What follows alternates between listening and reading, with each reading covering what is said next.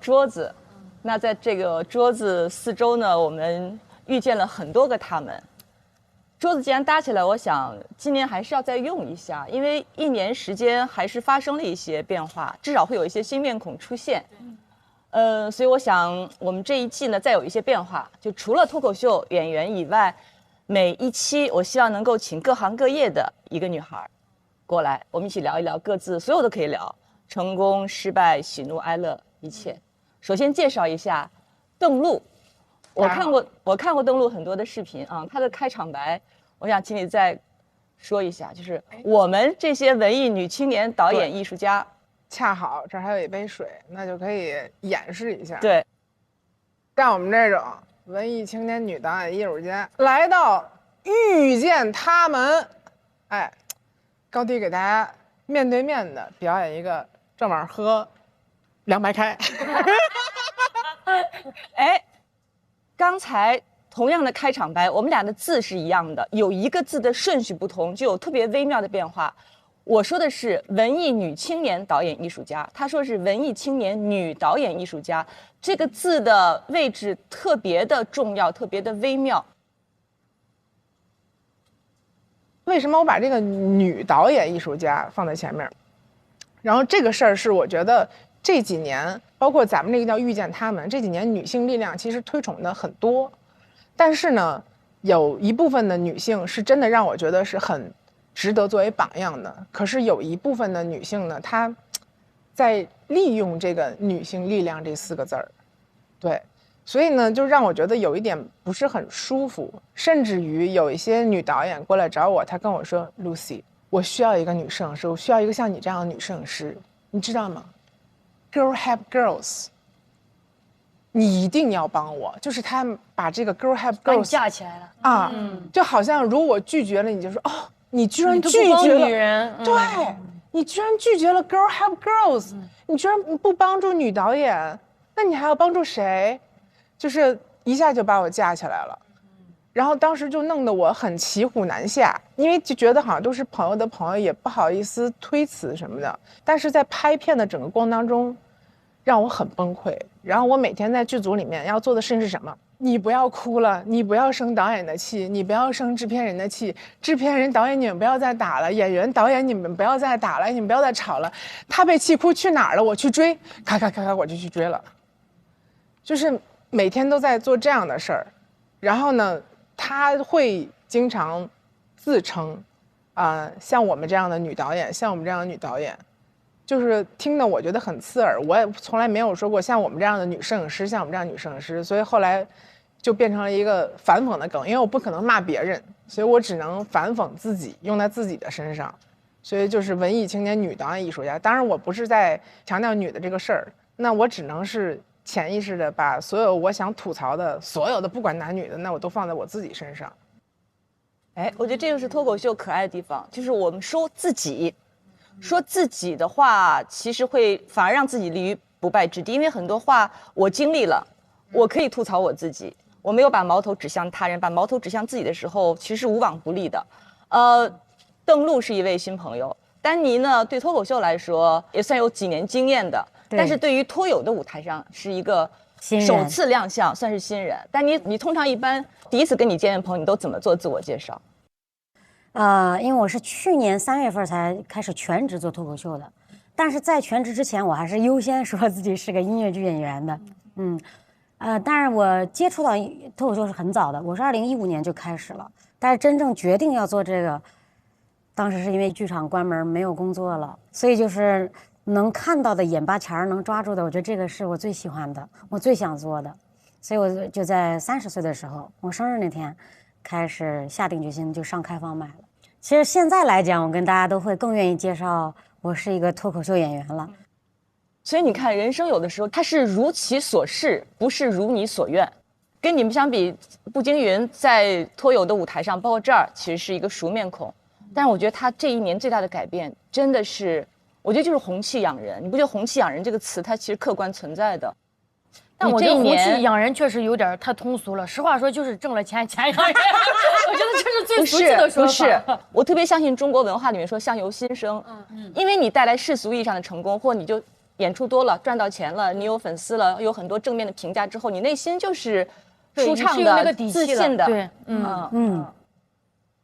对你来说，我觉得刚才你讲到的30岁，好像30岁这一天之后，开始发生了很多的改变。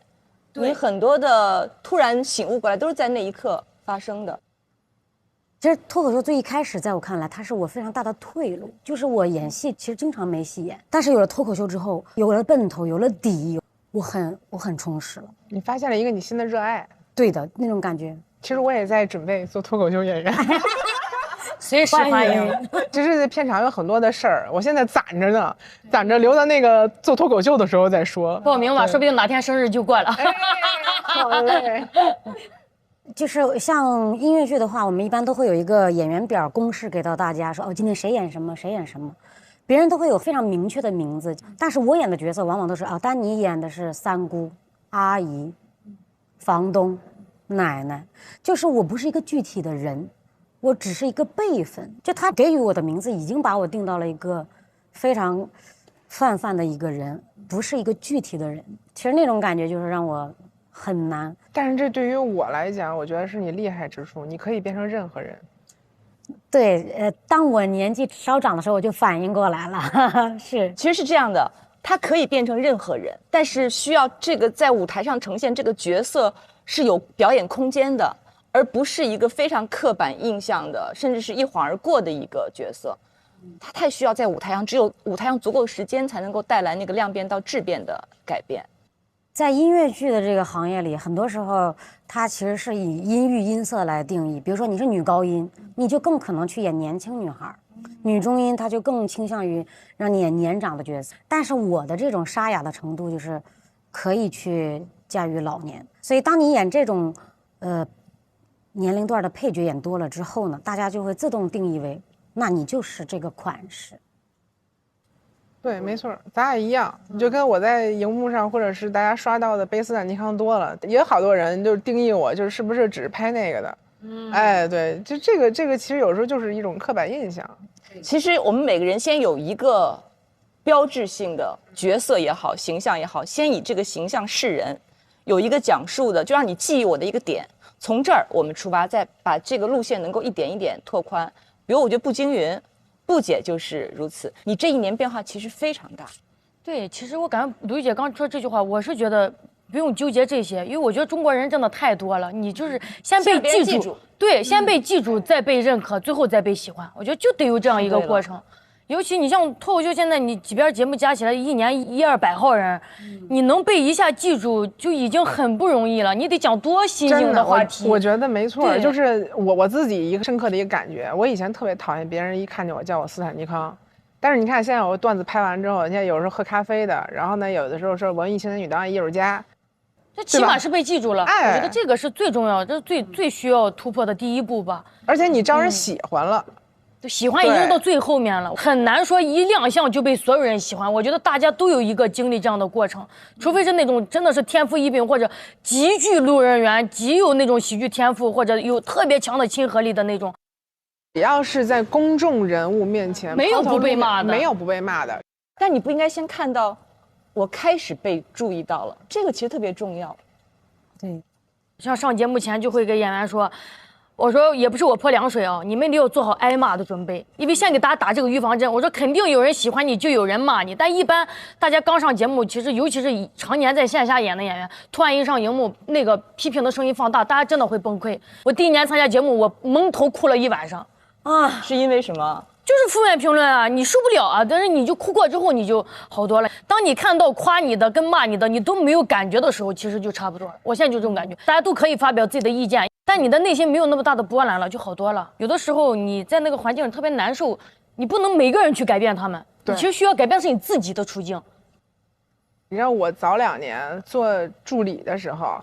人都是在现场阴阳怪气你，人那个时候呢，你焦点员很难，人家让你说一个女孩来给你一个职位，但是我就说什么呢？我说我还可以负责拍斯坦尼康的镜头，拍 CG， 那您把 B 级焦点人这个位置让给我，就是临时加 CG 的时候我可以上去。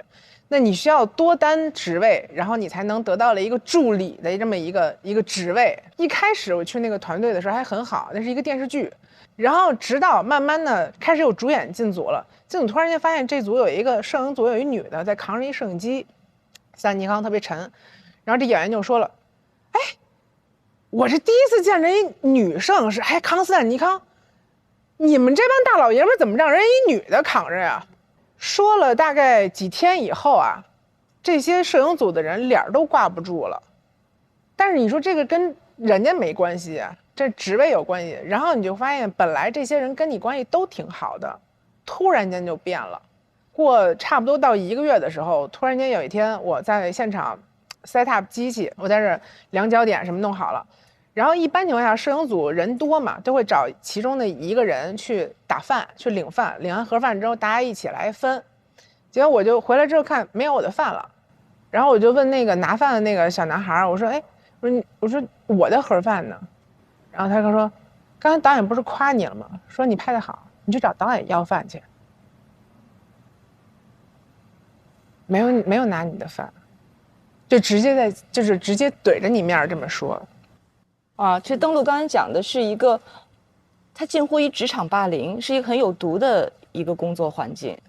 其实每个行业都有，我觉得只要牵扯职场，不可能不牵扯职场霸凌。各行各业有社会的地方都会这样，各行各业都会这样。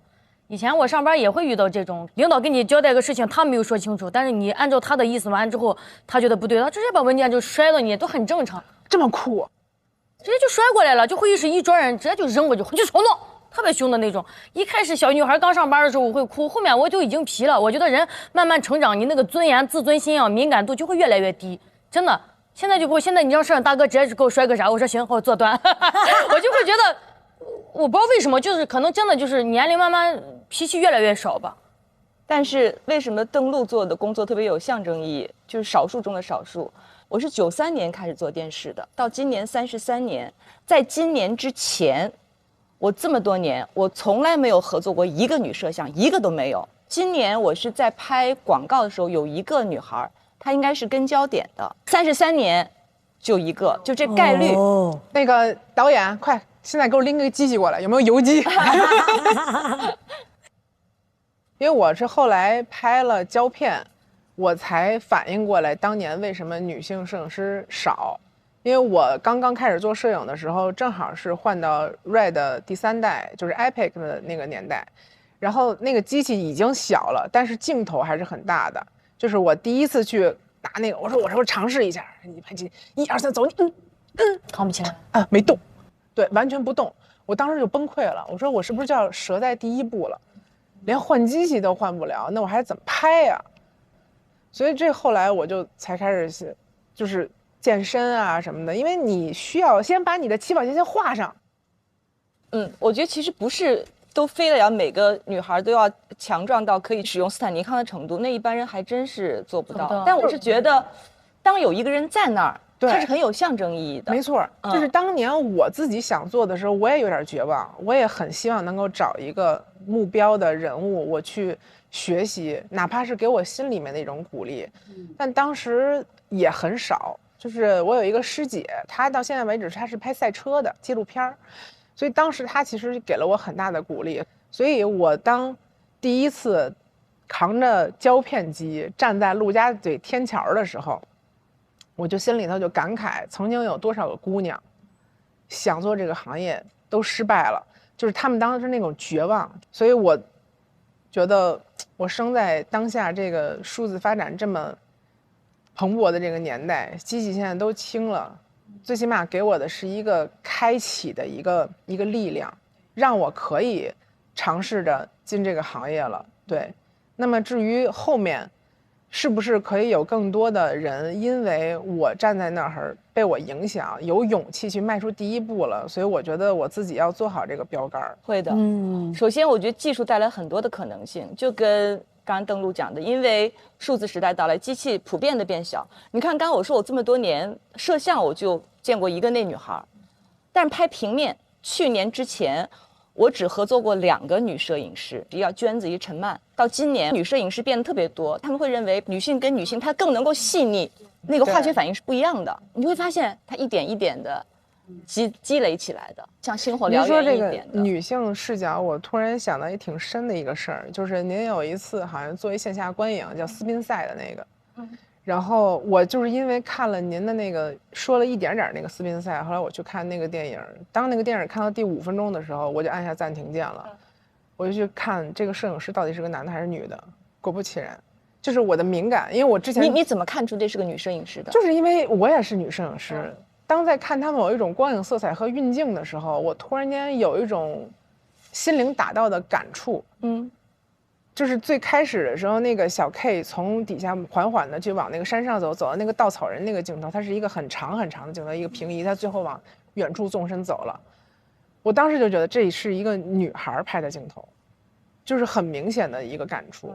对，我能够明白有些东西它不可言传，但你可以意会，可以感受到那种细微的差异。没错，瞬间有被赋能到的感觉吗？对，特别爽。越往后看的时候，我会看到一些共鸣的东西，就是这个摄影师当时拍的时候在想什么。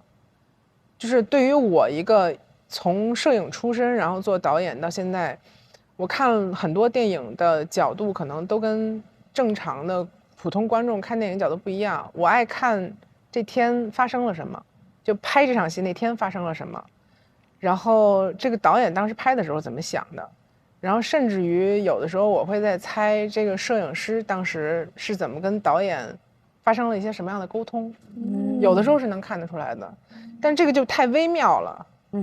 明白。但有时候相信自己作为艺术家的感觉，对，他10有8九都是真的。对，因为你自己也经历过这些片场的一些事情，然后有的时候我在电影院看的时候，我会能看得出一些比较有趣的事儿。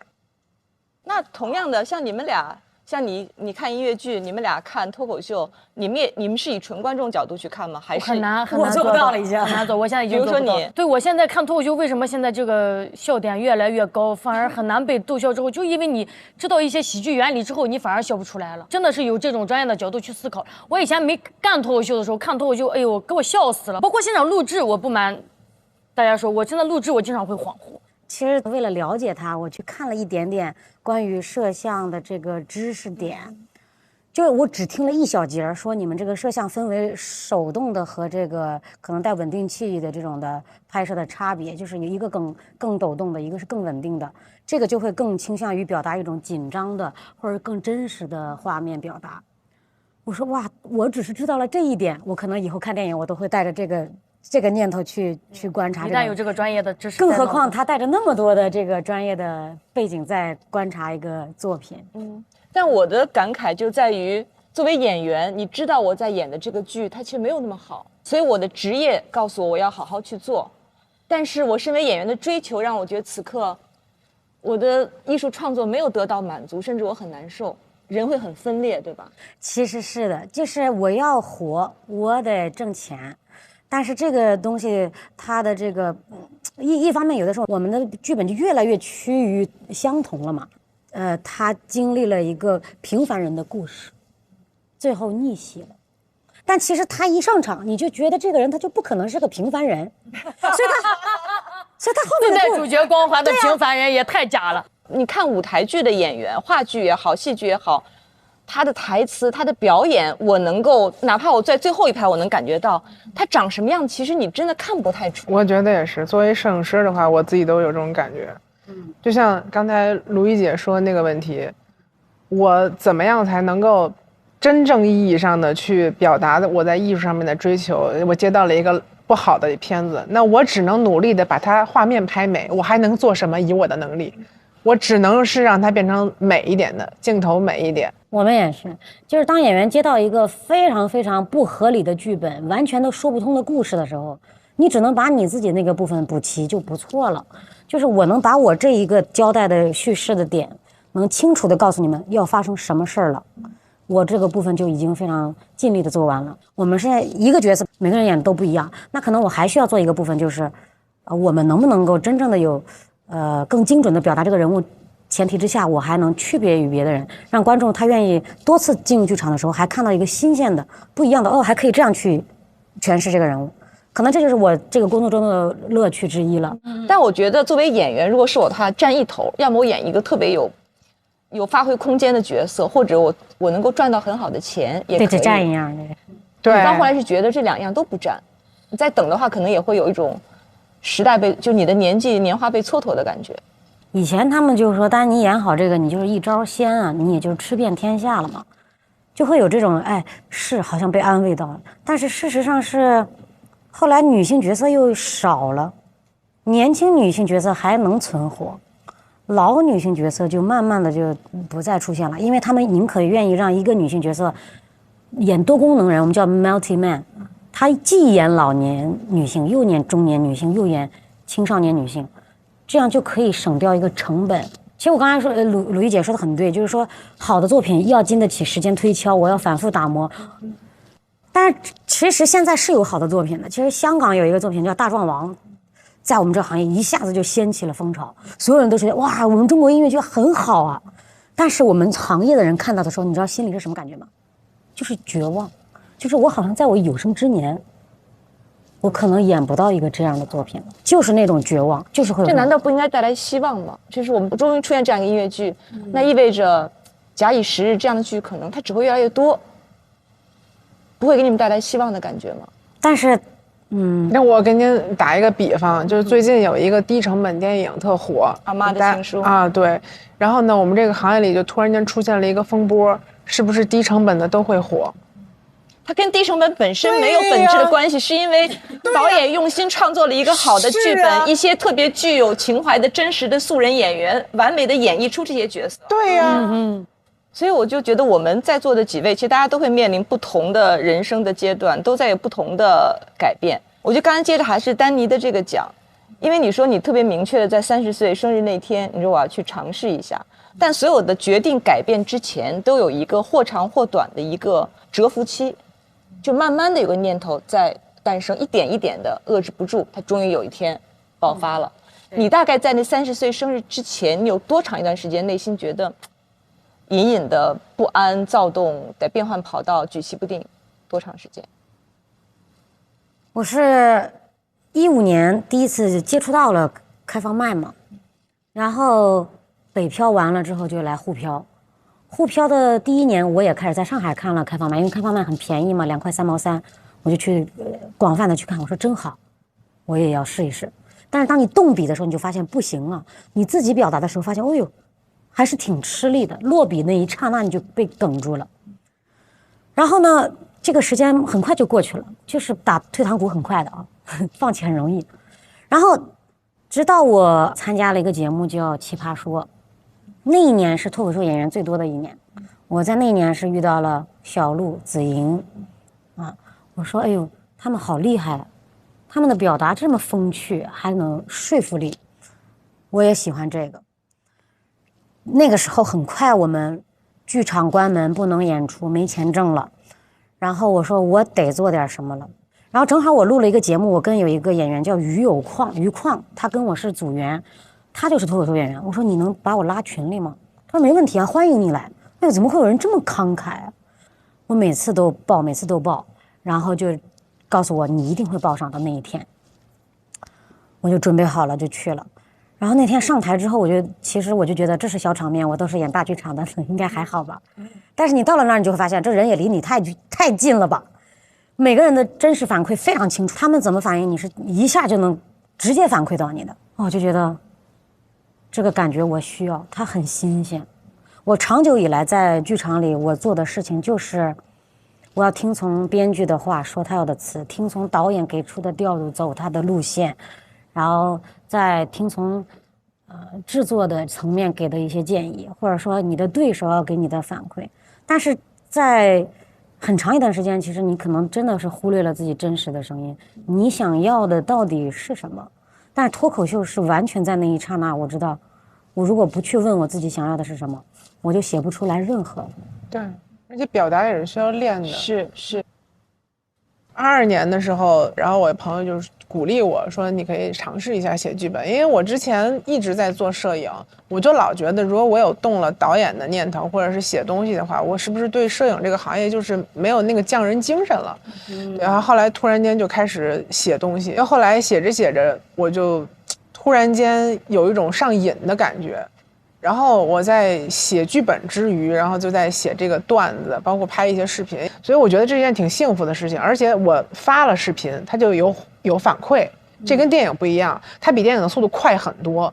对，所以你就能知道你这个文本对不对，你观察的视角对不对，是不是真的这个事儿是真的搞笑的。所以我觉得后来就是我现在拍短视频，我觉得是对我做导演写剧本一个很大很大的一个助力器。包括我现在长篇剧本我也还在写，对。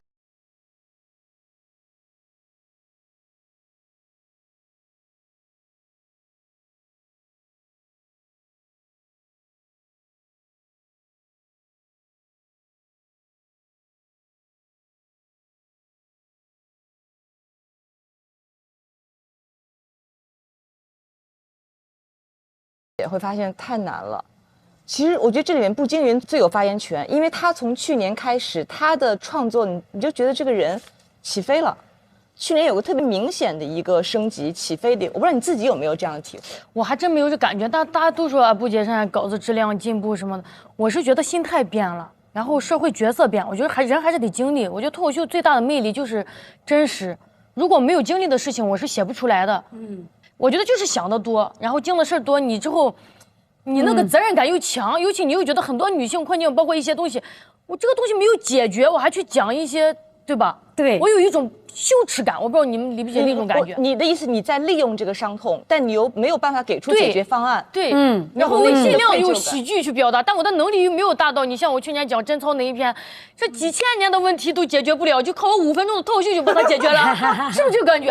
包括所以为什么上一期录制大刀那一篇，我就在现场就崩溃了，因为我能感觉到他那一篇他流了多少眼泪。他讲他爸妈离婚之后，他为了跟一个后爸带的一个后弟，他讲到后弟争取妈妈的爱，他尽量的去抽象化，但你能看透那个抽象背后的痛苦，所以我就绷不住了。所以我现在讲的很多段子都是这个问题。也有朋友劝过我说，不姐你应该先轻松一点，你轻松完之后，我说我已经过了轻松那个阶段了，我现在已经是妈妈了，现在又是养家糊口的这个角色，所以我今年第一篇就讲了一个我在外面挣钱养家之后，姐夫在家全职带孩子，所有社会的声音，包括亲戚的声音，包括家里人都会觉得看不起姐夫。有人会说姐夫很伟大，有人会说男人怎么能让女人养呢？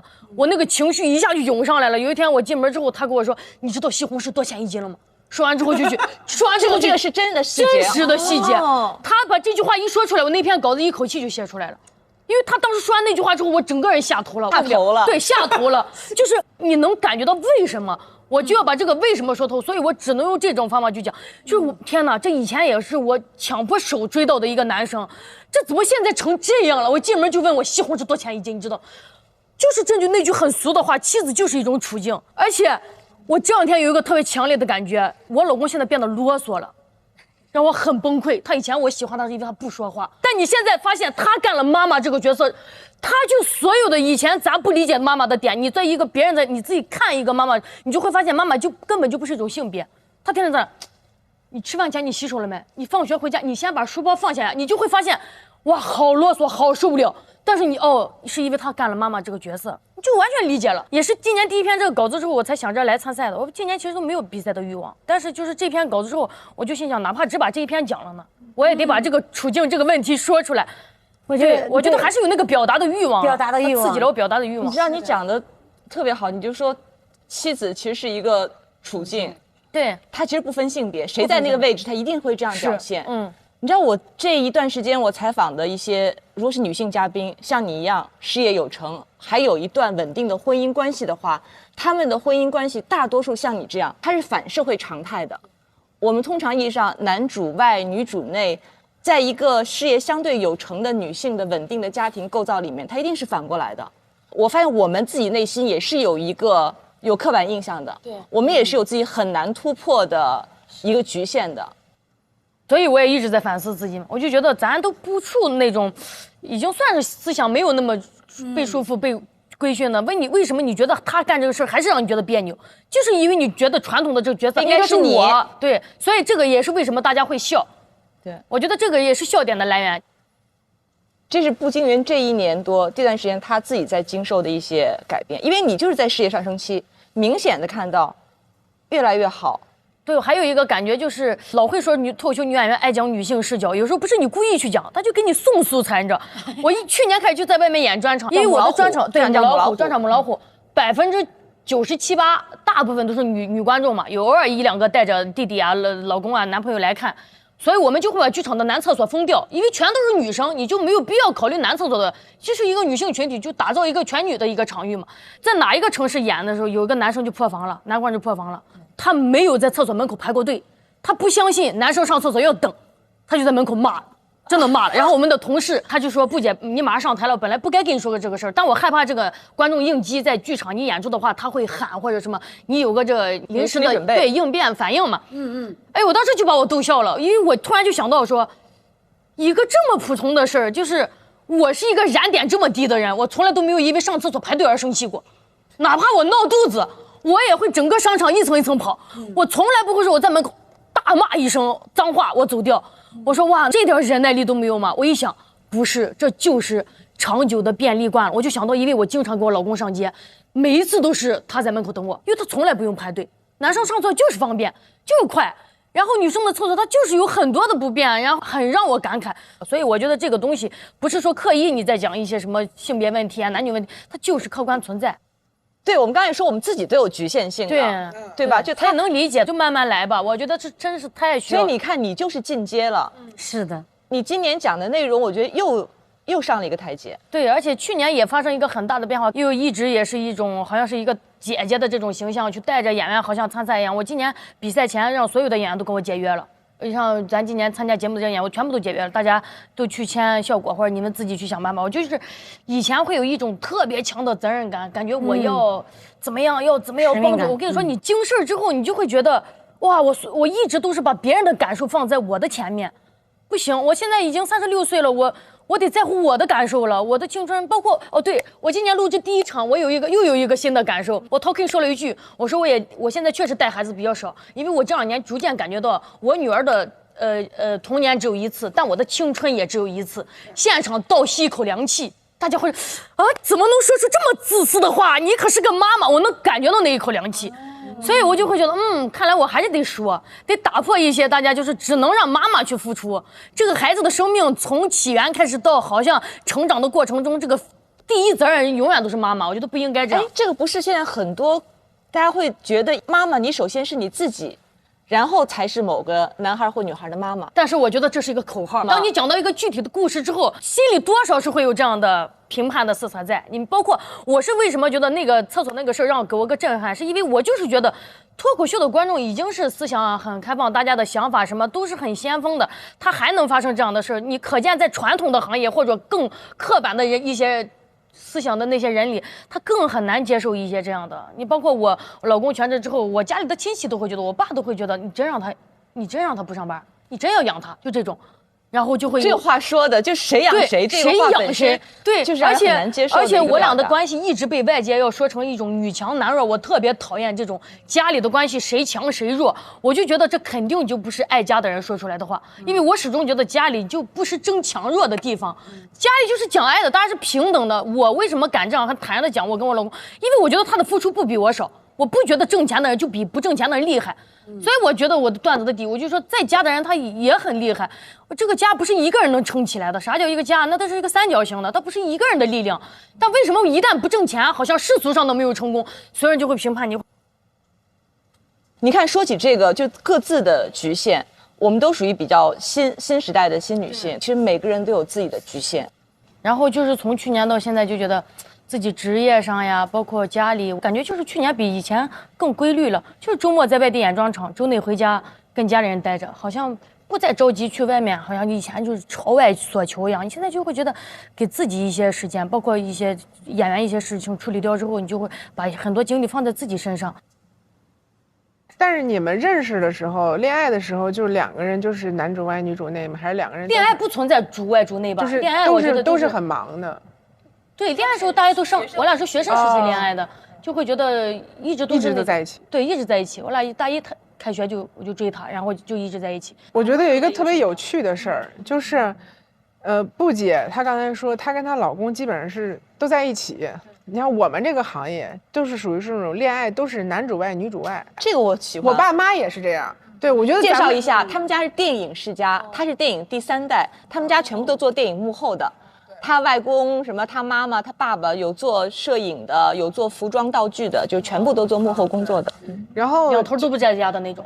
对，因为我就是在这种环境下长大的，所以我长大之后，包括我身边也有很多的朋友也是这样长大的，所以我们就很习惯。然后有一年我在那个四川电影电视学院，然后当时有一个女性电影基金会，我在台上面讲了一句话，当时我给发成了那个视频了。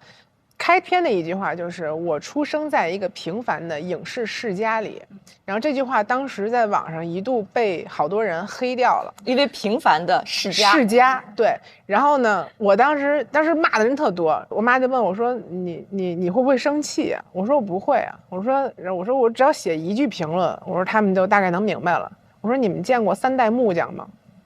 我说你们见过3代都是做影视道具的吗？你们见过3代场务吗？但这些事儿都有啊，你们就没有看到过真的就是3代幕后裁缝？肯定有啊。那为什么我不能是一个平凡的影视世家呢？我们为什么不能平凡，不能坚持3代呢？手艺人，对不对？这是一个很正常的事儿。就是为什么大家会看，因为大家只看到了他们看到的那个信息高端的那个上热搜的东西啊，所以我觉得大家就会拿这个事儿去当一个就是黑料什么的。那个邓路他早期做过什么工作？就他妈妈不是都是做服装啊、道具啊什么的。他当时举过一例子，我们看《十月围城》，曾志伟穿的那个军装就有一个像肩章有穗穗什么的，还有那就是他负责的。我今年再去看当时《十月围城》那个电影，就是除了剧情感慨之外，就是每一个片段我都能看到很多当年的事情，包括影子。然后当时曾志伟有一个镜头，就是他看着孙中山先生马上就要过来，那个船就要过来了，然后他就那样看着，然后那个镜头正好是拍到一个他大特写，他那个肩章的一个碎碎那个带儿，那个带儿是我当时我编了两种不同的材质编的，然后最后用的就是其中一个，然后就是那个时候就觉得镜头里面出现了一个我亲手编的东西了。这个就是我当时作为一个服装组的一个很小的一个成员的那种骄傲，跟我如今做摄影师拍完了一个镜头，这个镜头被完整的用在了电影里面那种骄傲，我认为是一样的。感动。对，所以我觉得你自己的付出真的做到了你自己热爱的那件事情上，平凡与高光是一样的，对于你来讲。你知道他刚才讲到他是被人喷了，说是那个一个第3代的普通的电影世家，因为他的确，你的外公是做，我外公是做这个中央新闻纪录电影制片厂的摄影师，我姥姥和我母亲是做服装造型类的，然后他们是做那个骆驼祥子的那个妆造。对。但那部电影是拿到第3届金鸡奖的最佳道具奖的。所以可能他们那个团队对都得到了奖，就相当于是一个团队。然后我姥爷在做摄影助理的时候是1931年，什么1931年？就相当于是我如果要是坚持到了2031年，我们家就是100年世家做摄影。它是这样的一个世家，就我们一想到世家，的确我们心目中只有什么星2代。企2代、富2代，没想到其实普通人家、普通工作，他也可以有传承，这里面也有专业。你知道他妈妈当年参与的那个《骆驼祥子》导演林子峰吗？林子峰后来拍过一部电影叫《春桃》，春桃主角是刘晓庆演的。前一阵我采访过刘晓庆，她那个春桃是一个拾荒的一个女人，就捡破烂的，那个筐真的是一个捡垃圾的一个筐。他去拍捡破烂的画面，真的在一个垃圾场的垃圾山里面去捡，完全的真实细节。我喜欢大家对于细节去精益求精，最骗人的都是细节，吹毛求疵的那个手搓的时代，那个过程。而且现在的演员，我觉得也跟以前不太一样了。我有一次在片场遇见了一个挺年轻的一个女演员，她那个戏份就是她作为一个北漂搬家呀，搬到一个新的住的地方，很惨的时候都会有一个旅行箱啊，再拿几个袋子。人那个道具就是会怕演员拿不动，一般会给演员一个空的行李箱，没有配重的。但是大家都能知道，有配重跟没有配重，这我们能看出来。然后还有一个特别小的一个事儿，比如说一个咖啡杯或一个水杯，这水杯对美式里面没有，有没有东西？这个一拿起来你演不了这东西，你就让它真的是有一个又怎么了？然后拍完这一条，导演就觉得这不对，哪儿不对？然后呢，我就只能用一个比较幽默的方式，我说：“哎，这箱子是干嘛的呀？”我说这道具老师啊，这箱子就是他那个剧本里不是写着吗？他这个被房东赶出来了，然后他这无路可去。我说哦，那这箱子里得不少东西呢吧，是吧？我说看着好像感觉是没有的样子，这我也不知道他做什么，咱也不懂啊，咱就问问。然后呢，导演突然说啊，是不是咱们应该往里面加点东西？就所以，这有的时候我自己，你做摄影，你还得有情商，然后你还得随时发挥你的这个剧本。学了那么多艺术，最后用上的是语言的艺术。但如果我是演员，我非常希望这个箱子能够帮到我。如果是个真的沉的话，我都不用演，我本能的反应就是对的了。对啊，这就是抓手，这就是演员跟演员的差别。对。我们音乐剧的这个置景当然没有他们电影置景那么写实哈，很多演员就会觉得啊，我演这个年代戏，这个年代的衣服不好看，那我决定自己去买一个，我自己穿我自己的衣服。然后老师们也很没有办法，现在我能感觉得到。那每个剧组每个工作环境一定会有一个这样的人在，那个人可不可以出来为了整个剧的质量来说一下，说你不能够这样？但不是每个人都敢的，也不是每个人都会说这个话的。就是会怎么样说这个话能让他不生气。我会像你一样，就是说话委婉，我会去夸那个做对的演员。就比如说我们这个角色需要演一门乐器，这个演的人必须得会这门乐器。有的演员他就会私下里死磕这个乐器，我就要演到我真的会这个乐器。但那个人就是放音吧，我对手做手势啊，但我就会一直去夸，我说哇，你这么厉害，你真是专业演员，你太棒了，你确实是不错啊。就是我可能会这样。我们这个就是需要团队合作的，跟脱口秀最大的差别就是这个，就是你每天你要跟演员从早上9点钟开始排练，排到下午6点钟，这个工作中就是要人际，就是人际关系很重要。你私下里关系不好，你搬到台上，那个东西观众是能认。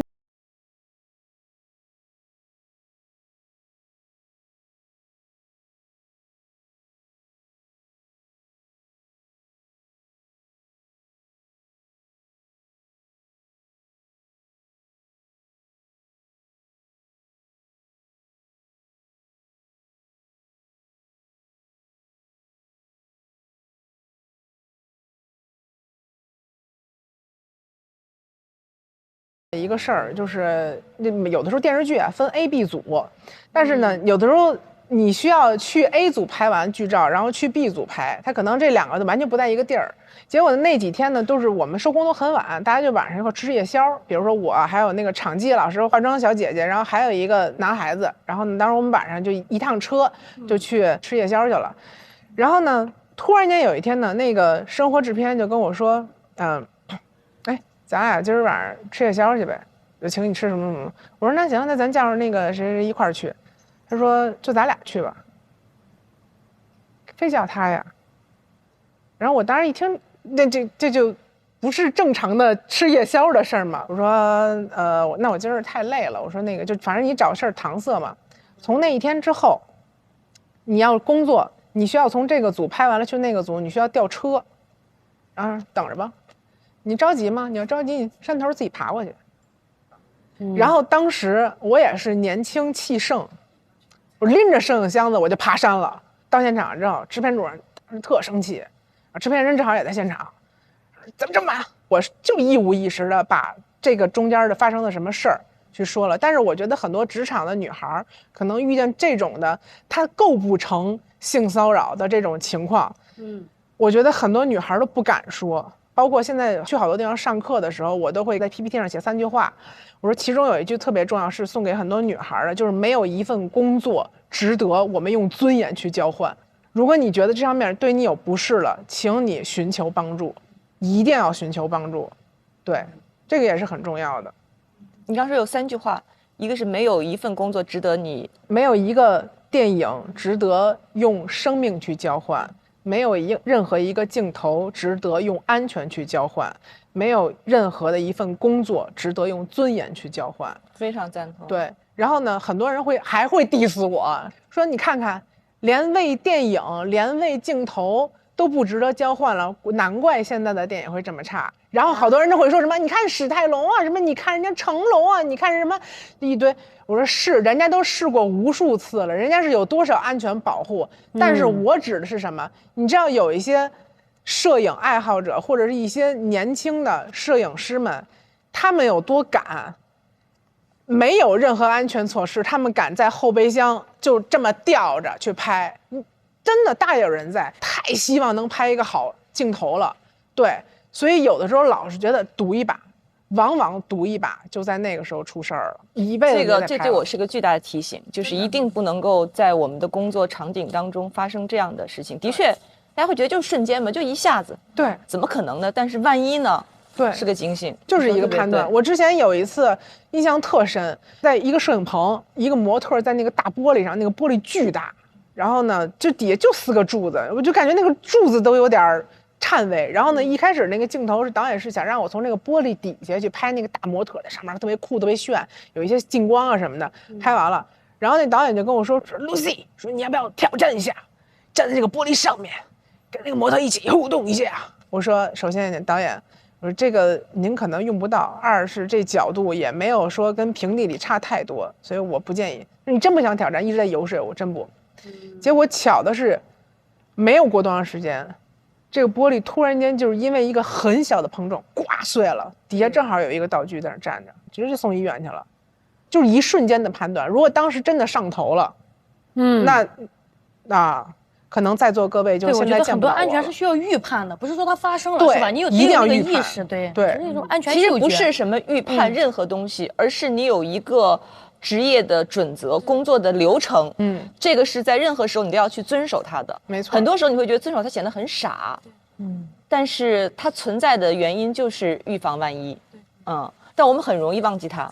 是的，这是一个很大的提醒，像你说一开始就是跟你妈妈他们去在剧组里面做服装师的助手，等于是？我觉得是这样，可能也是跟从小耳濡目染有关系。因为我从小，比如说在那个放了学之后，会去北影厂等妈妈下班，但是妈妈正在拍片，对，然后所以呢，就是在片场就觉得特别有意思，对。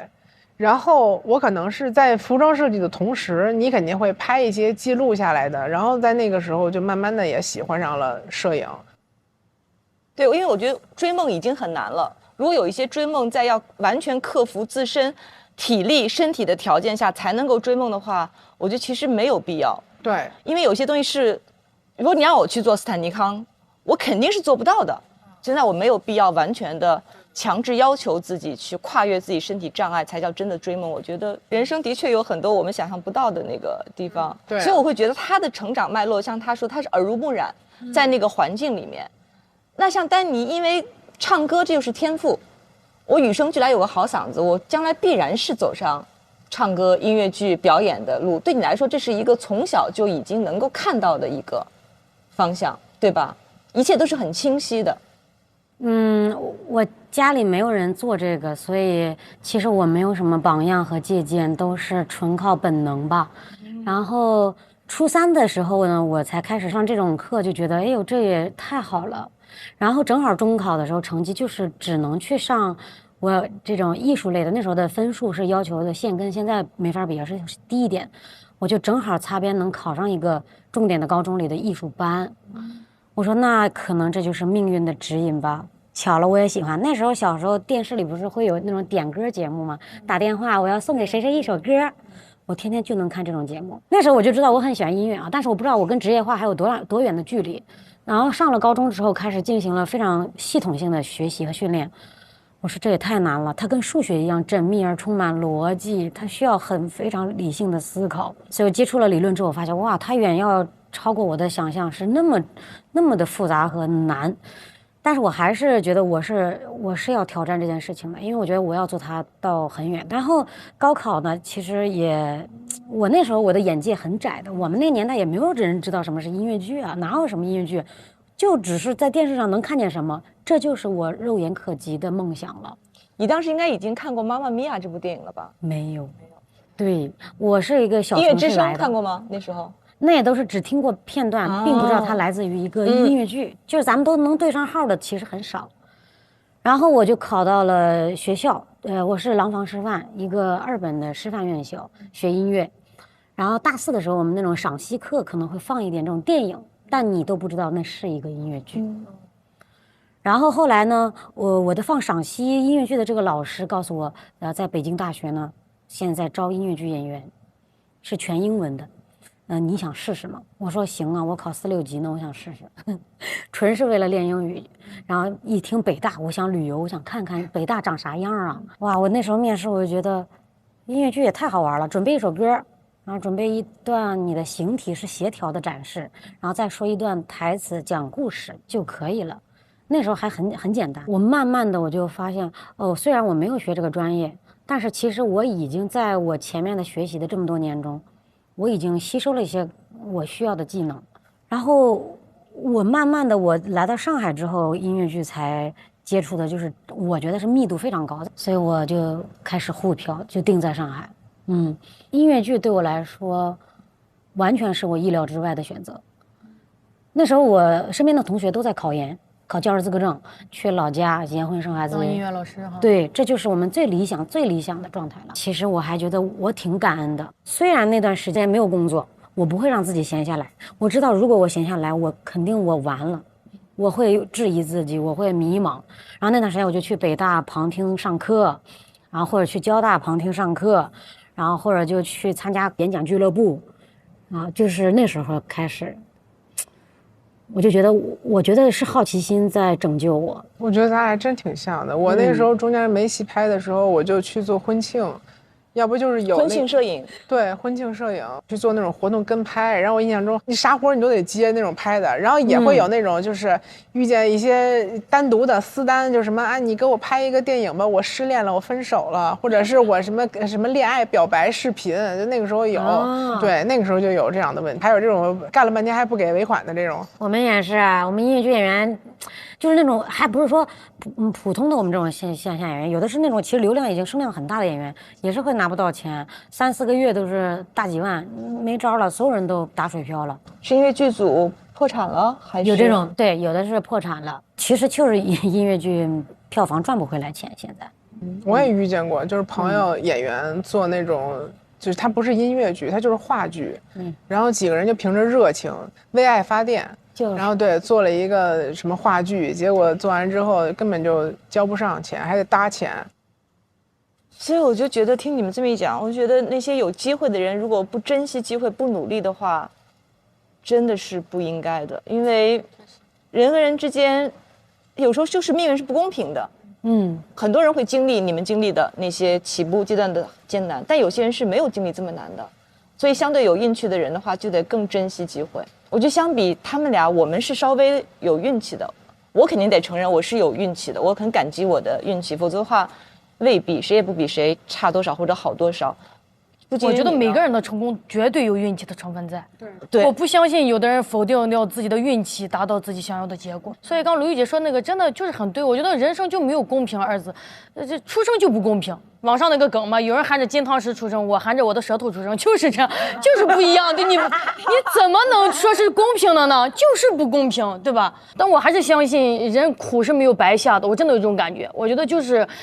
你虽然说你音乐剧踩了那么多坑啊，吃了那么多亏，北漂下那么多苦，但你在脱口秀舞台一下就绽放了，就是因为你音乐剧真的给了你积攒了太多，这个是很多脱口秀演员可能5年10年都达不到的功底。所以我觉得有时候就是那个机遇你抓住之后，可能一旦有另外一个机会，你上去之后前期的就是厚积薄发，你不知道积在哪儿发在哪儿，所以绝对是机会只给有准备的人。而且我感觉你的出现在那脱口秀的阶段看也是天时地利人和。如果你5年前上台，观众不一定接受你，这是我的感觉。包括你的内容跟你的呈现也刚好贴合起来了啊，就为你的绽放感到开心，真的。所以我觉得任何人的成功真的都是时也命也，不可能抛开时代背景跟运气说自己能力有多大，我是不相信。我觉得这一点不经云应该感受太深，因为他就是一个个性非常，我们说是打引号的一个强，然后又个性张扬，个性非常鲜明。他一开始就是感受到观众对于他接受是有一个过程的，对，因为他太鲜明了，他非常鲜明。而且你上得早嘛，你上得早之后，你发现哦，你是一个强势的、泼辣的，甚至我都不觉得土是一个缺点，但是大家会调侃说土的这样一个形象。刚开始上台的时候，观众就是在 diss 你。我跟你说一个最现实的，我们脱口秀大会第5季的时候，在青岛录制的时候，我刚开始上台的时候，观众特别，当然你自己也有问题，我也接受自己文本什么也有是缺点。观众是先热场的嘛，选手先上，然后选手一波一波进的时候，大家啊，广志啊，呼兰，然后我进去的时候，观众就啪安静，真的不夸张，全场安静，你就感觉到观众特别讨厌你的那种。然后我也是非常就是自己给自己打气，你就坐在那儿。其实当时特别想哭，很想钻个地缝跑了，你知道吧？但是你当时就会觉得，哦，我一定得要撑住，有一天观众给你鼓掌的那一天，就是得撑住。就是刚开始出现的声音，你被骂就是被看见，你要这样想。我很赞同布姐前面说的。关于就是确实今年可能才是非常合适的时机，时运是我今年也能感觉到很重要的2个字。然后刚才说到呈现，是的，其实最开始我入行的时候，我很介意别人怎么说我啊，说丹妮是音乐剧演员，她有呈现，她这是她的一个优点加分，甚至可能最开始难听一点会说这是她走在绝境上。然后我是很抗拒的。今年比赛的时候，别人也会说啊，呈现型演员没有文本。我听这个的时候我很抗拒，我就特别希望我要成为文本演员，我向往成为那样的演员。但是更多的时候，因为我不想听别人再说我只有呈现没有文本，他是一个音乐剧演员，所以他有捷径，他有他的加分点，所以他就是比别人要更受人欢迎喜欢。但是你也要想，我是在12年的漫长时间里，我被放在了一个被凝视的客体的位置里，我已经被规训成了一个我可能一上台就已经知道什么样的做法就是让人更接受、更吸引、更入耳、更入眼，这种东西已经是我的行为惯性了。然后当你们就是一味的把这个呈现作为我的加分点的时候，我就觉得真的我的文本那么差吗？我的文本那么不好吗？我就更想追求文本了。所以那时候我去比赛的时候说，丹妮，那你现在就接受你是个呈现型演员，我就是稀巴烂的文本，我现在就是用我的表演，我就把我这个文本演到现在这个分了，你愿意吗？你接受吗？我也得接受，观众反正他接受了。当然，你的声音是非常与众不同的，所以我已经没有办法摆脱我是个表演型的演员的这个标签了。那我就是接受它，我就是要用文本把它演到及格，我接受它吧，我拥抱它吧。你相信你的文本肯定跟呈现是相辅相成的。是的，如果你没有文本在台上尬演，大家也会难受的。真的，没有人能够旱地拔葱，说一个真的稀烂的文本全靠表演撑起来，没有可能的，没有可能。是的，就像我第一场之后，我跟你讲，我说你等着吧，那些音乐剧导演不选你，有他后悔的时候。一旦你在这个舞台成了，就会有别的舞台的人想来抢你。是的，谢谢，这个对我的鼓励很大，因为一次正反馈，它带来的能量完全要超过你。尤其在这个舞台上，是的，太超过。在所有的舞台上，为什么说作为演员他有他特别脆弱的一点？我问过很多演员，现场他的所有的感官特别敏感，尤其是可能初期的新人，任何一人的一个动作，他会觉得我刚表演应该是不是很糟，他会非常的脆弱。而敏感，同样的一个反馈，不错。脱口秀也一样，你自己能感觉到，其实任何行业，你最后就会感觉，尤其你像咱这种上了10几年班之后，你就会发现，你很多机遇就是有些贵人，但这些贵人是你自己铺路得来的，不是天降贵人的。有时候你的真诚呀，或者一些你的。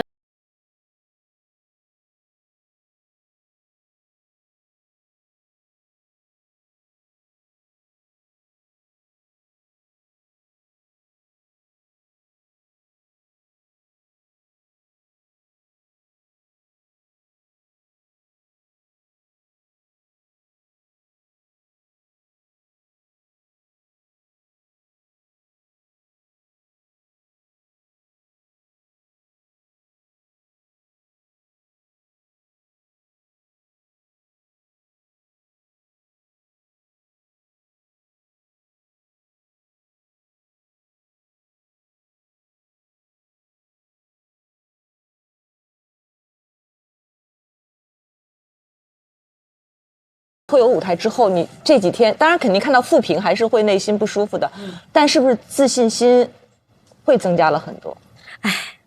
别说自信心了，还没有。我跟你说，我是特别害怕我骄傲，我是，我真的我会跟我的内容还没成功就开始反思，妈呀，预制反思。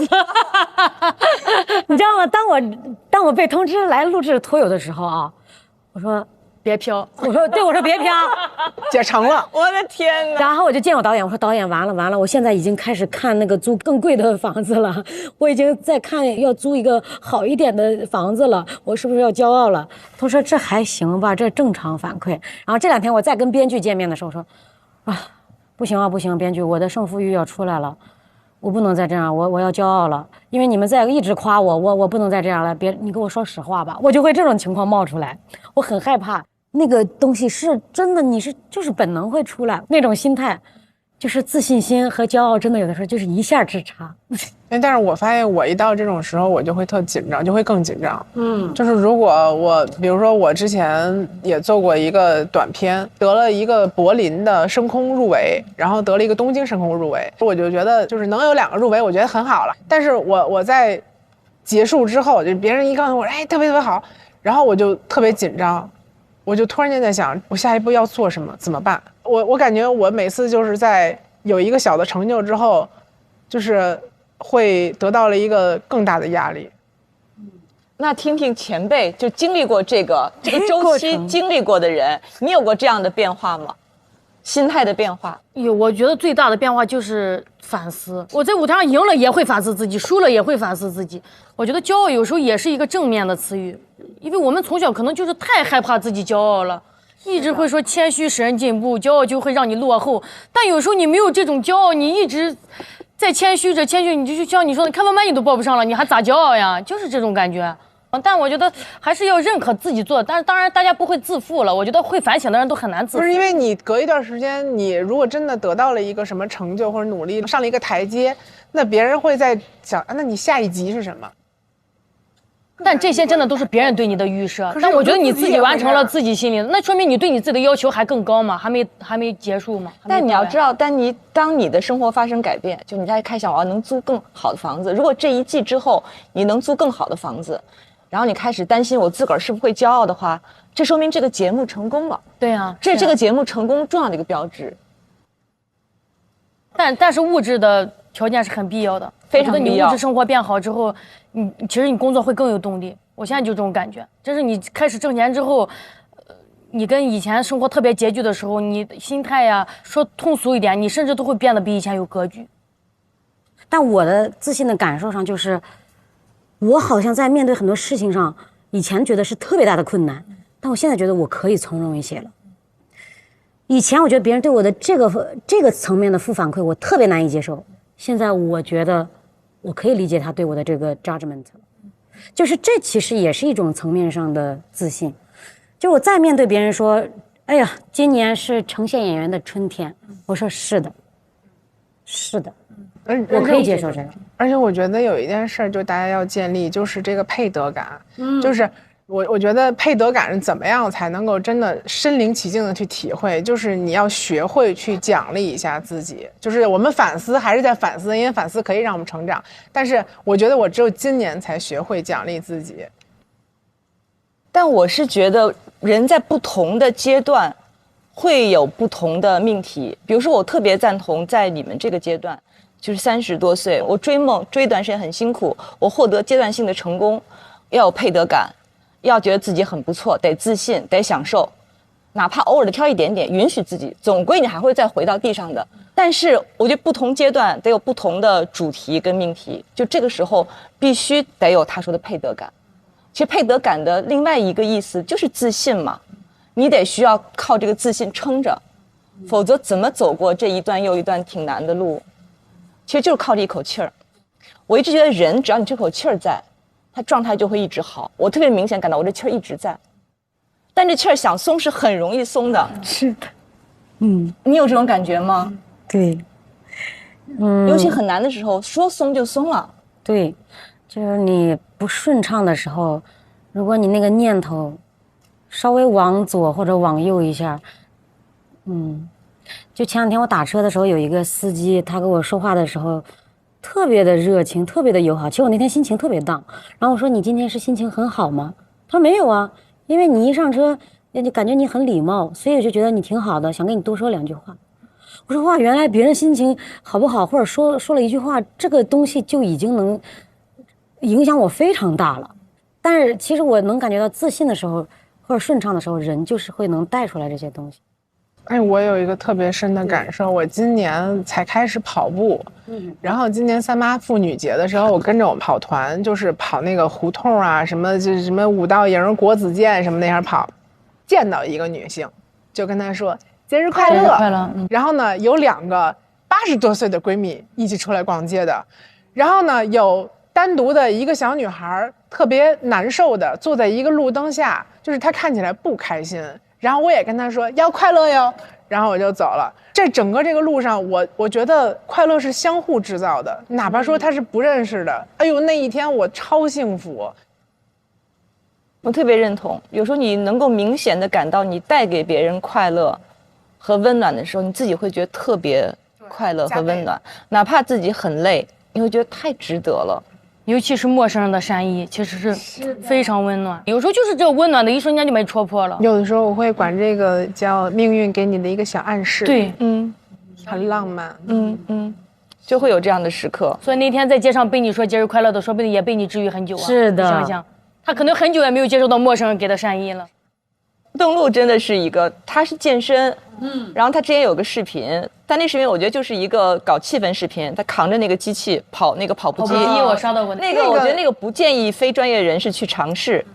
他那个是一个 AI 的博主，就是他用 AIGC 做动画的，但是他那个视频他没标注，他就做了一个摄影师在跑步机上跑步的，扛着摄影机，但也不知道怎么回事，这个视频就被一个官媒给转发了，就是把这个视频放在前面开篇，然后后面加了一个真的摄影师的跑步的，但是那其实是一个有点搞笑的视频，就因为那个官媒它太大了。就有很多的小的其他的新闻媒体也都转发了，而且转发都是说来自这家官媒。然后呢，很多的人都在那个视频下面艾特我，说那个您是不是这样训练？我一开始就出了一个口播的一个视频，我说不建议训练，你们别艾特我了，我说那个是 AI 什么的。但是好多人还在不停的艾特我，然后我说那我就拍一个视频吧。然后我就真的在健身房，然后呢就扛了，然后加了一个电影镜头。我在上跑步机那一瞬间，就是我自己觉得还能在一个控制范围之内，但是肯定到不了他那个程度，很危险。当时我的自己的感觉是在我能控制力范围之内。我说你们想看这个我上跑步机的视频，我拍了，但是我建议大家不要这么去做，危险，很危险。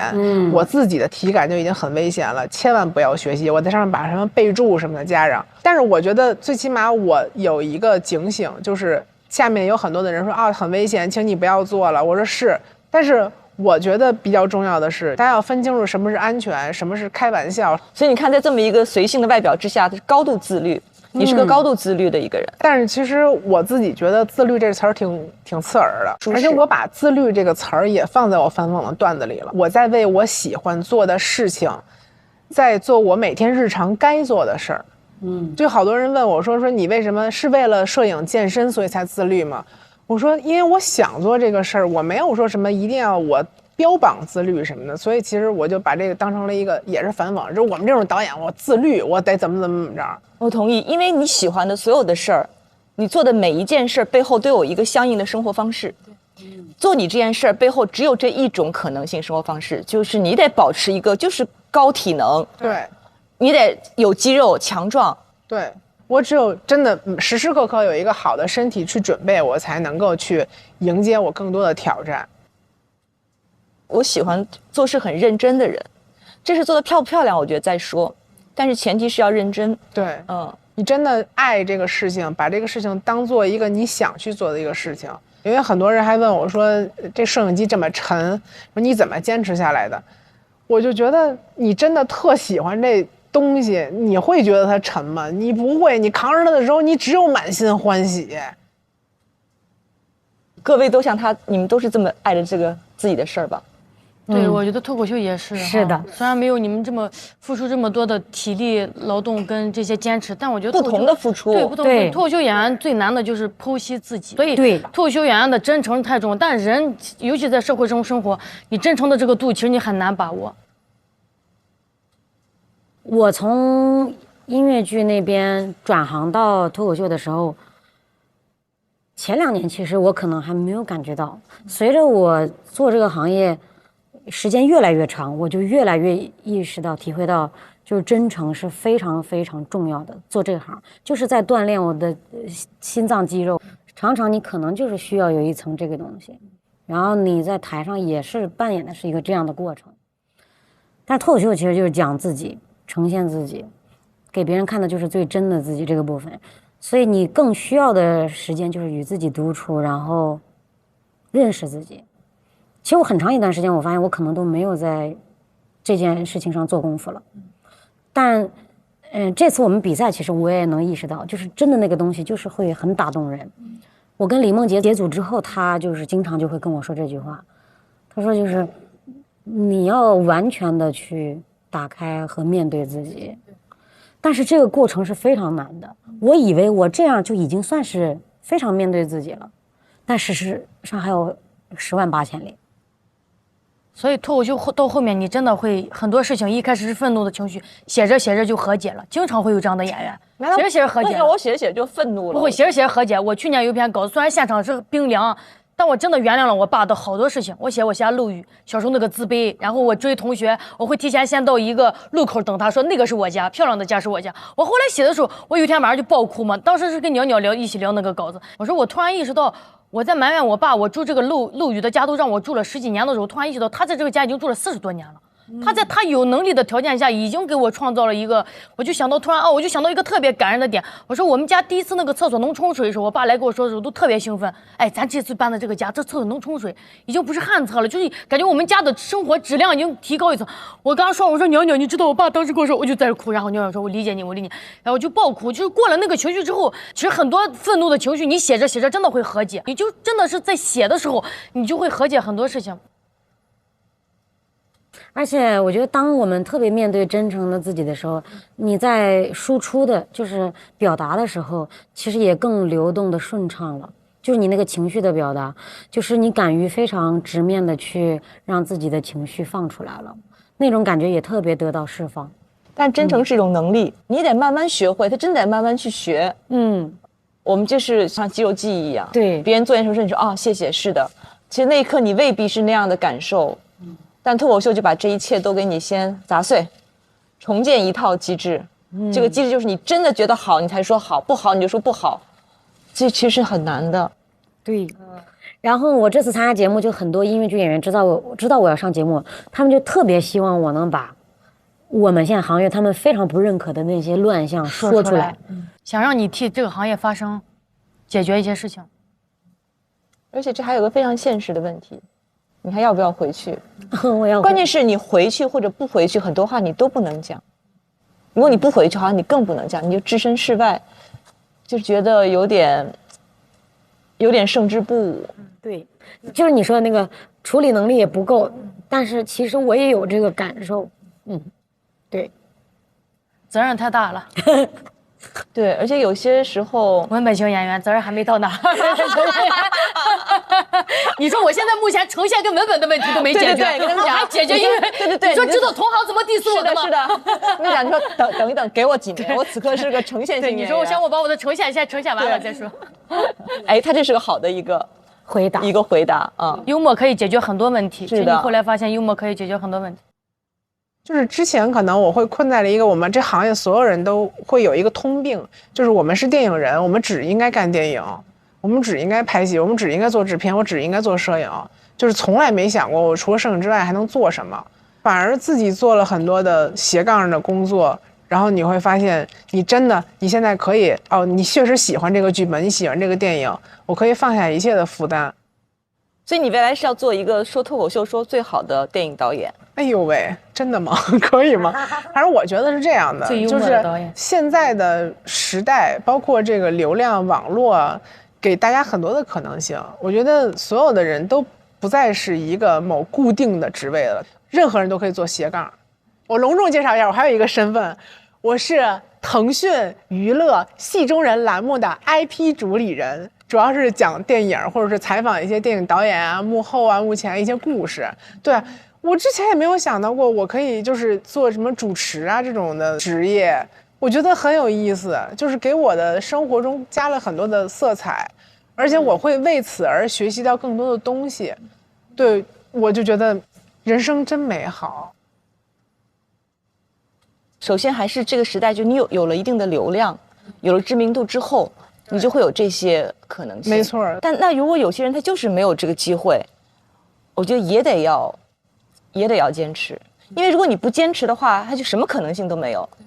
但是我觉得有一句话我一直是我这2年的座右铭：坚持就是胜利，但是你坚持错的依旧是失败。就是所以我们为什么老要反思？就是我们要知道自己坚持的事情是不是对的。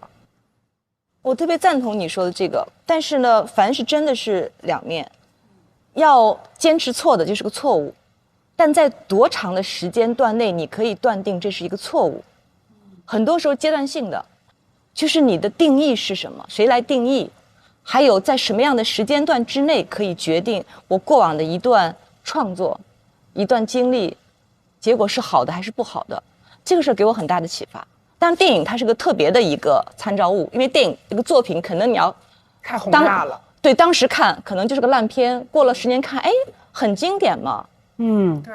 所以我说他讲的有道理，但是有的时候，我的一个判断就是，当我人生没有那么顺的时候，我反而得相信我可能坚持未必有错，但如果此刻太顺了，我可能反而得当心。我觉得是这样，因为大部分的人都是老百姓。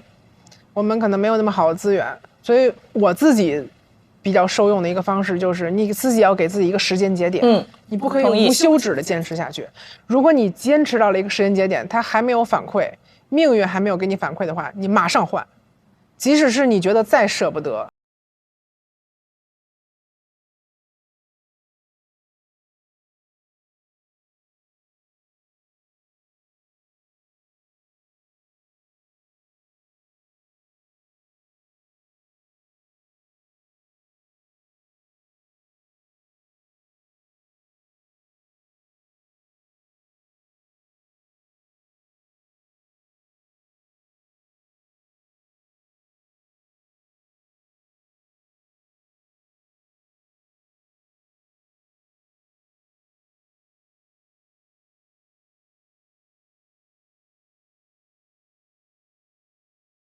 就是这个时间，这个试错成本，因为其实我们都没有经历过这样的一个残酷，说时间已经开始很紧急了啊，你得选择往左往右。你有过这样的一个明确的给自己的心理暗示吗？没有很明确，但是他俩的感触，我觉得都是，我感觉人有时候是需要挫败的哈，一下不把你打到谷底，你还觉得这条路有走，就是真的是之前王志给我说了一句话，我还挺震撼。他之前说他干脱口秀的时候，就是因为他没有退路。他说不姐，人有时候没有退路的时候就是最好的路。因为你没有退路就可以随便走了，是那种感觉，就是把你逼到那个绝境之后。我也是以前上班上了第9年的时候，还是没有起色，我就当时不知道为啥就死磕单位那个管理层，因为我觉得我能胜任这个，但我现在回想，我要是领导，我也不会让我干的，因为你的性格，你真的不适合干这个岗位，你干一个管理岗位，你不光是你的工作能力，你各种综合条件领导都得考虑，但当时就不服气。上一季遇见他们也说了吧，自己干上胆结石，回家尿血。我就纯工作狂，不喝水，不可能浪费1分钟时间那种，疯狂加班，然后最后胆结石，大年30在医院做手术还做失败了，就那种。然后你一是遭受一个身体的大的变故，二是我是为什么当时一定要干脱口秀了？我真是觉得脱口秀能挣钱。我当时工资也很低嘛，而且我当时我女儿已经2岁了，我还在租房，而且我老公的性格我是知道跟着他不可能吃香的喝辣的，也别说吃香的喝辣的，可能就是非常非常平淡且忙碌的生活，但我知道我俩肯定会幸福，但是你这个幸福是有度的，你物质条件达不到，你俩的幸福会变质的。我说不行，咱俩得有一个人跳出这个舒适圈了。我说我先跳出去。然后当时在西安接触的脱口秀的时候，一场给我200，太开心了，一场200，我1周演4场就是800，这1个月你敢算，跟工资差不多了。对，太开心了。而且我第一次接商演，你知道是个什么商演？是一个大的汽车品牌的一个车友会，然后我当时他们是2个包间，中间有个门框。我骑在那个门框上讲，我不知道该对着哪边抛梗。两边包厢里都是客人，我怎么弄呢？我说哦，尊贵的什么什么某汽车品牌的车主啊，希望有一天我也可以加入你们的什么什么，先调侃自己，后来发现人根本就不在乎你，他们只是以这个契机组成一个团，那个活给了我800，我开心死了。你知道，所有演员当时都跟我说布姐，我跟你说这种所谓的商演走穴，这就是精神补偿费，这800、1000就是弥补大家心灵的。我说你们就是没吃过苦。当时我当时就是那个味儿，说教味儿都上来。我说我不觉得这个钱难挣啊，我也觉得，对我也能忍。我当时就给老板说，我说一会儿这种活大家觉得是精神损失费都可以找我。然后真的我就觉得就是因为我的自尊心比别人低，我也可以。对，我就说你找我。然后第2年的时候有一个跨年，在西安的一个很大的一个商场，说商场需要一个，就涨到1500了。我说我的天，讲15分钟就给我1500啊！这把我1/3工资给出去。我说走，我去。到了那个现场之后，因为当时是那个跨年，大家都在那中厅领气球，带着小孩，根本就没人听脱口秀，那就不是讲脱口秀的场域。路过的游客没有一个人看我，顾客什么。然后我跟我老公一起去的，我说你站在我3米远的地方，你就给我一个指点，我就对着你讲。然后他说行。哎呦，我跟他有同感。我也是12年开始工作，那时候是200一场，咔咔一顿演，非常累，4点就得去化妆，10点才能下班。我有的时候真的觉得我以前那个苦，我是很累的，真的非常累。他们有那个摄影的500俩机位包剪辑。对，所以我觉得苦难是没法比较的，永远都比你更辛苦的人。对，所以我觉得人有时候往上看一看，也往下看一看。我很多人生撑不住，我都是想我已经比别人好太多了，就不要再就坚持吧，我就会这样想。你讲脱口秀还能逗大家笑，还能站在舞台上，你享受着灯光、掌声是吧？大家的笑声，1小时就给200，不错了。所以后来就会觉得慢慢干，就是觉得这个事儿很有干头吧。我觉得还是得到正反馈了。能看到希望真的是一个，对，看到希望很幸福的事情。跟自己以前比，我觉得自己有进步就特别好。老说不忘初心，但其实初心和你后来的成长会发生一些改变，因为我们初心很简单，我赚钱养活自己啊，这是初心呢，这初心的很大一部分。但你慢慢能力越大，就是责任越大。所以我们不要用别人的，就是最大的那个运气去赌我们平凡的人生，这个你就没有对赌的可能性。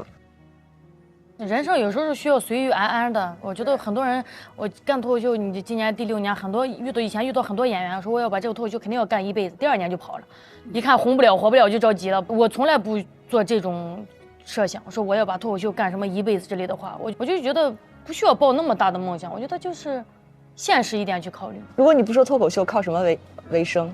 我应该会去搞个销售之类的，我还是爱跟人打交道。我特别喜欢给别人推销一些东西，而且我喜欢室内的装修什么的，以前也学过设计，有一点自己能力范围内的事儿，我喜欢跟人的沟通的工作，我擅长给人情绪价值。这个世上其实不存在所谓坚持的事儿，因为我一定不是靠坚持走到什么过了你工作33年。如果市场不给你这个机会，别人没有人给你这个舞台的话，你只靠自个儿瞎坚持不了的。我在拍这个视频的过程当中，我自己也有一些成长，也有意思的。我就自己觉得，我有一些多样性去发展。就像如果你没有短视频，我们肯定是不太了解，因为我不对摄影界感兴趣的话，也是刷到你的视频呀、切片呀，我觉得是人就是会自己找路嘛。对，我觉得只要让自己发光，我觉得得先被看到。对，有很多方式被看到，被看到以后才有很多的可能性。今天是4个怪人的聚会，火了，锻炼我的幽默神经元。让我失望的地方就是太公平了。他以为自己是皇族，以为必须捧他。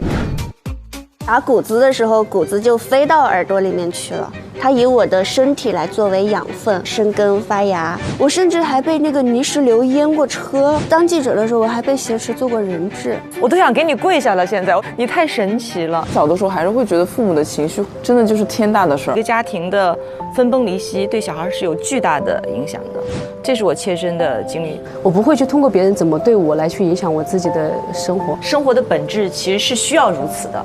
你需要非常清晰地知道自己我要什么。我们家里没有什么好继承，但是我觉得我继承了最好的东西。